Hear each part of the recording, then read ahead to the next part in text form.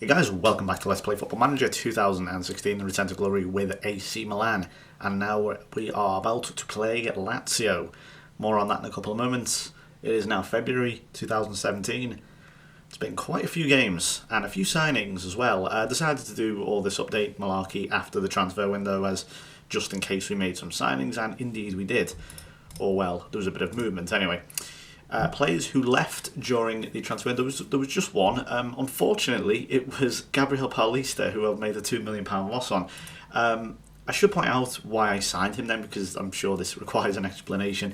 I originally signed him with the intention of having him and Mangala as my sort of main two strikers, as my main two defenders, beg your pardon, as a replacement for Romagnoli, who, as you can see up there, I sold. Now that's jumped if you actually look. In the original video it said 34 million, that's jumped up to 40 million because they have, there was a clause in the contract which meant they will pay us, I think it was 6 million if he made 10 international appearances for Italy, which he now has. So I signed him and Mangala to sort of act as the replacements, and as you can see, pretty much 2 months later I signed John Stones. That was completely unexpected, and so Paulista sort of fell down the rung of the ladder. He was signed on as a key player. So you can imagine he played like 9 games by like December or January, and he got a bit pissy, so he said, I would like to move, and no one was willing to offer. I think that the highest bid I got was 4 million by someone. I can't remember who, but he turned them down. So in the end, on deadline day, I had no choice really but to accept this £3 million offer from Sporting Lisbon, because he was just sitting there in the team, and his wages weren't particularly high for a key player, but they were high-ish nevertheless, so I just thought I'd get rid of him. And lastly, Bilal Old Sheik here, who I believe actually is quite a good little wonder kid that I just so happened to see him. I don't know if I talked about him in the last video, but or in the previous transfer market. He's gone on loan to Stade Mellerbekan, and it was the worst pronunciation ever. But yeah, he's meant to be the little wonder kid. Check him out if you get the opportunity.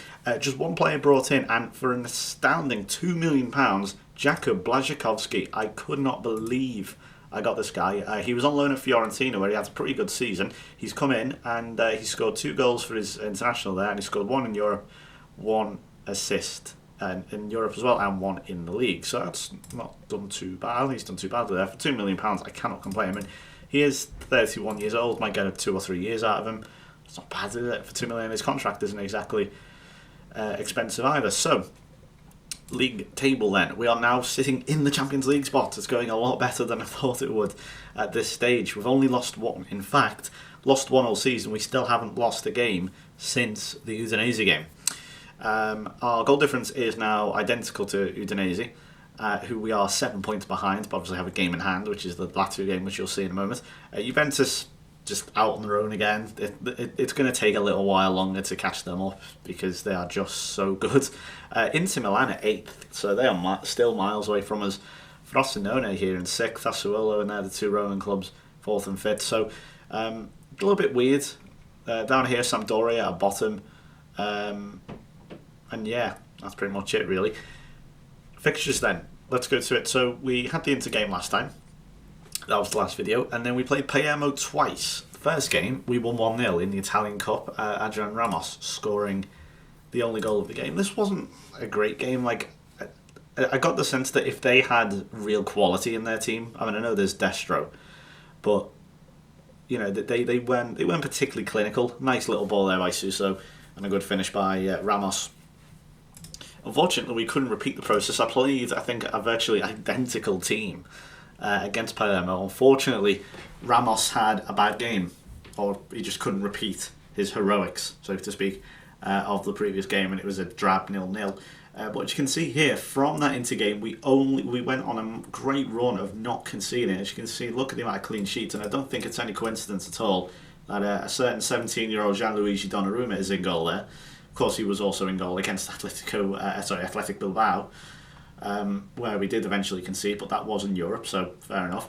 But we'll come back to that in a moment. We then beat Verona 3-0, Bacca and Montalivo scoring. Błaszczykowski's match fitness was a little bit down, so I didn't play him straight away.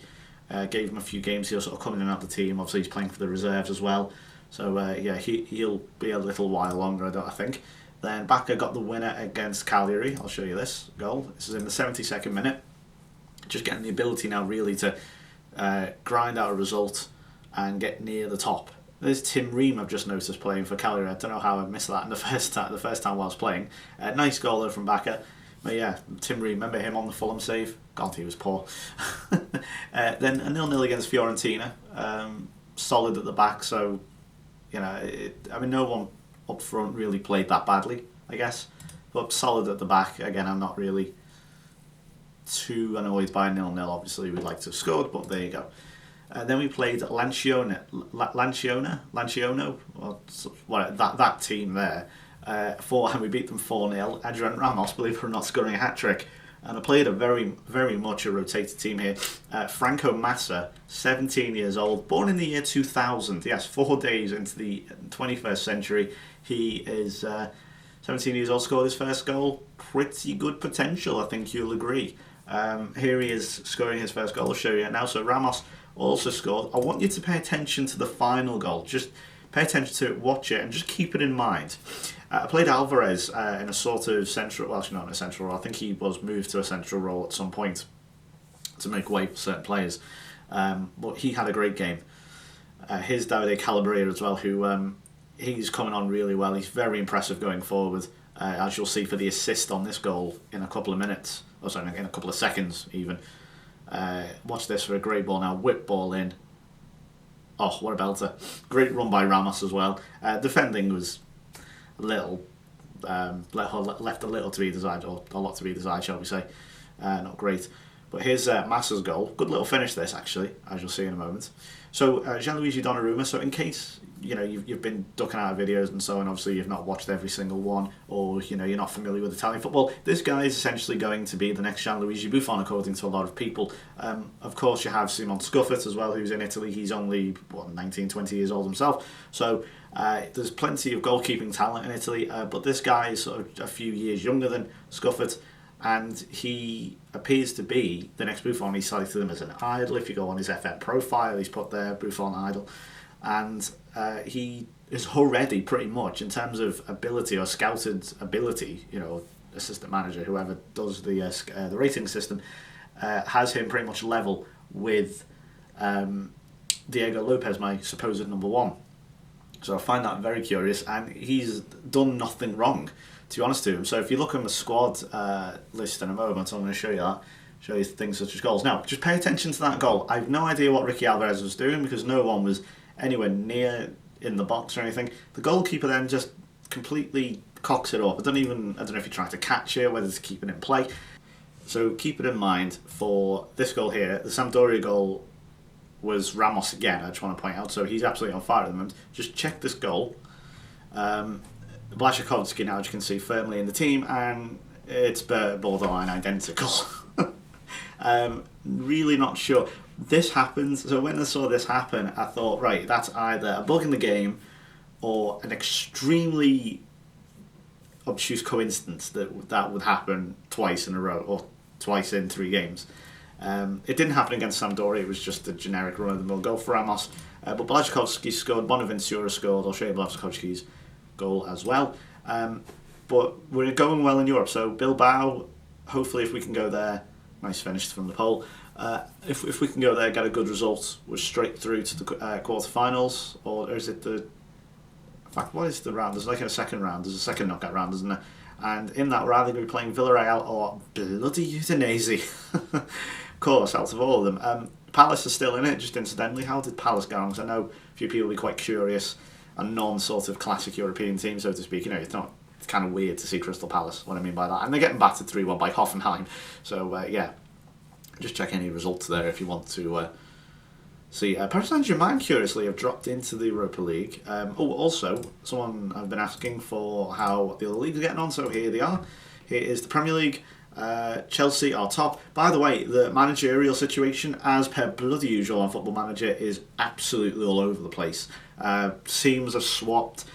One thing I've criticised Football Manager for years now is that managerial loyalty is non-existent.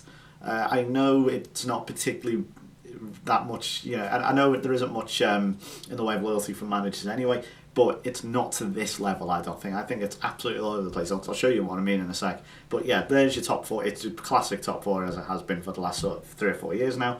And then comes Spurs, Swansea for some reason, and Liverpool down in 10th. Brighton have been promoted, although they have 3 games in hand. Why the hell do they have 3 games in hand? Against FA Cup replay, I guess. I don't know. They've had a few wins there, so that's no good for them. Chris Hughton's in charge still, but that's one of the few regular occurrences. So the Chelsea manager is still Jose Mourinho. The City manager is Diego Simeone. That's normal for now. Unai Emery is the Man United manager. Jurgen Klopp is now the Arsenal manager, so that means Liverpool now have Frank de Boer as their manager. Gary Monk is the England manager, so Ronald Koeman is the Swansea manager, and Altor Karanka, who is the Middlesbrough manager, I think, is now the Southampton manager. Steve McLaren, bizarrely, after all these managerial changes, is the Newcastle manager, obviously. Slaven Bilic is still at West Ham. Crystal Palace is still being managed by Alan Pardew, of course, he bloody was. Claudio Ranieri, he's definitely gone. Paco Gemes, I'm not quite sure who that is, for Leicester. Everton being managed by Eddie Howe, as the Bournemouth manager is now Steve Clarke. I was going to say Martinez, then it's not. The Watford manager is still Kiki Sanchez Flores. Fulham manager is Roberto Martinez. There we go. I knew he was around here somewhere. That's very peculiar. And the Stoke manager is Graham Jones, as if you look here, Brendan Rodgers was the Stoke manager. I'll just show you Brendan Rodgers very quickly. He was... that was in the Fulham save. Sorry, he went to Newcastle. I was going to say, I thought there was something up there. Sorry, Brendan Rodgers on my Fulham save went to Newcastle. So there you go. A little update for you in here now. It's 2017. I think it's worth noting. Did he win anything? Of course he bloody doesn't. Let's go to France. Gee, I wonder who's winning here. Oh, it's Monaco. Okay, that's interesting. Then come Marseille, Paris Saint-Germain, and then Saint-Étienne are up in 4th. Okay, very peculiar. Hopefully Paris Saint-Germain's monopoly will be stopped here. In Germany, Bayern Munich, obviously top. Marco Reus, Max Kruse, and Stefan Kisling, is how you said that, or Keisling, is top goal scorers there. Marco Reus, thought he'd be in the Premier League by now, personally. We're in the goal scorer. Dortmund all the way down in 5th. The manager is Carlo Ancelotti, incidentally, and I think Pep Guardiola is still at Bayern. Wolfsburg, let's see, Dieter Hecking is there. So I was wondering why, if you're wondering why they're in 2nd. And let's see, Holland. Let's do Holland. Don't usually look at them. Ajax. Wow, look at that. Ajax, Feyenoord and PSV absolutely on a dead heat, just save for goal difference. And then I should have Spain. For some reason, I didn't select Spain. Why didn't I do that? Well, I'm going to have to add that at the end of the next season. There's Celtic. Not the... Well, I don't even know why I showed you that, because that was predictable as hell. Anyway, enough talk for now. Let's get on to the game. So this is the formation I'm playing, and I'm not changing anything because it's working. I'll be honest. This situation here where I've got Ramos being in support of some sort of attacking midfielder or an advanced playmaker in Ricky Alvarez's case, who's in great form, as you can see. I'm going to stick with, let's see, Paletto's on the bench and Aubameyang. He's not particularly fit, so... in that case, then I'm trying to sell Andre Poli because I've not been able to get anything out of him. I think he's been rubbish for me personally. I know he's unhappy, but that was before he was unhappy. We're going to have likes of Baka, Torres, Menez, Emmanuelson, Suso, etc. all on the bench. Obviously, if things go wrong, but this is a real opportunity now for us to really kick on and show that we can beat these teams because we're doing a really good job. Donnarumma in goal, Abate, Stones, Mangala, De Siglio. That's pretty much been the solid back four as it has been all season. Obviously, I've rotated with the likes of Zapata and Calabria has been in there, Manuelson occasionally, Paletta when they get a chance, and obviously before that, Gabriel Paulista. Nigel de Jong, even though he has had his 3 red cards, he's calmed down a little bit. Bonaventura, Bertolacci and Blazikowski, the 3 Bs in midfield, and then come Ricky Alvarez and Adrian Ramos, who has been a bit of a revelation over the last few games. Let's do it then. Against Lazio. So, believe it or not, they have Iago Aspas, who is on fire. He has 18 goals and 34 appearances.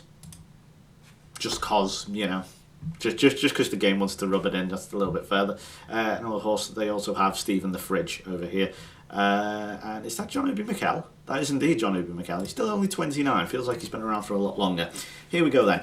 If Iago Aspas scores against me, I will never live that down. But apparently he is actually a quality player, according to the Spanish and Italian leagues. I just cannot give an answer to that. But Football Manager's been wrong before. Incidentally, I've seen, speaking of Football Manager gone wrong, I've seen Freddie Adu, who, hands up if you remember him, classic sort of wonder kid, probably the quintessential wonder kid of Football Manager. Freddie Adu, the next Pele, of course. Everyone knows him, in case you don't, for whatever reason, in case you're like 12 or something. Oh, Mangala 1-0, easy as you like. That's his first goal for Milan on the volley, I think, or a half volley at least. And easy as you like, 1-0 against Lazio. Right, yeah, Freddie Adu, I want to finish this. American wonder kid, came through at like the age of 14. Everyone was going crazy about him, saying, oh my god, this kid's amazing. He was alright, for his age. He went into the MLS, obviously this is pre-Beckham and everything, before he went to the LA Galaxy. So, and he played for DC United, and he was alright. He wasn't like incredible, oh my god, he's fantastic, but he was pretty good, especially when you consider the fact he was a 14-year-old. And I recently saw a tweet from him the other day. He had a sponsored tweet of him trying to sell you a Hoover or a vacuum cleaner. He now plays, I didn't even know where he plays now. He's like a journeyman to ridiculous proportions. I think he played in Greece. I think he played for Benfica briefly. I think it was Panathinaikos he played for. Went back to America for a bit, went back to DC United. I think, and God, where else did he play? Yeah, I can't remember what other American team he played for. He played for someone else, like Columbus Crew or something like that. And yeah, the kind of sad story, really. And it's really becoming a bit of a sad story for Lazio. Adrian Ramos, he's on fire, absolute fire. I can't believe this. The fact that he's keeping Carlos Bacca out the team, but he is just doing it right now. And it's come to Abate, trying to make it 3-0. Well, we are just in the groove at the moment. It's going so well. First time we've really been able to say that on this save. It's taken a year and a half, but you know what? Finally, I think this is a testament to just, if you spend a bit of time with your save, maybe, and you work out what needs to be done. I mean, look, unless you are that guy who spends 6,000 hours on Football Manager over the course of 1 year, then yeah, you probably will need a bit of help. And thank you for the people who have given me help in the comments. As I say, I do read the comments. I have complained about them on Twitter before, but that's just, I complain about everything on Twitter, so just ignore that. And Ramos going close again. Good stuff by Blazikowski there. Incidentally, if there are any Poles or Eastern Europeans, if I'm butchering Blazikowski's name, please let me know, or if there is a correct way to pronounce it, because that is, you can't understand, to my English eyes, that is an incredibly strange name, like the Z's and the Y's and the C's and the W's all over the place. So if I am butchering that name, or if I'm saying it should be saying it in a particular way, let me know. I think I've got it down. That's how the English commentators have been saying it, but this is we're talking about English commentators here who also pronounce the name Jordan Ibe as Jordan eBay, which is comical to say the least. So Ricky Alvarez, back to the game here. I'm just kind of waffling, aren't I? Ricky Alvarez here, 6.7, not having a particularly, he's not been bad by any stretch of the imagination, but he, considering his recent form, should be doing a little better. But this is nice, a little bit of head tennis there from the players. Ricky Alvarez, see what I mean? Can't get caught there, that's a bad time to get caught. But Abate, who is just so solid, he is, I think he is actually the highest rated in terms of average rating player in Serie A. I think there might be one more player, actually. I think it's Aspas, who is, in fact, got a higher average rating. But Abate's always up there. And it was just coming, wasn't it? It was absolutely coming. Felipe Anderson crosses. That's Seydou Keita in there. So, okay, I'm going to take Alvarez off because he led to that. The sad thing is, I don't really...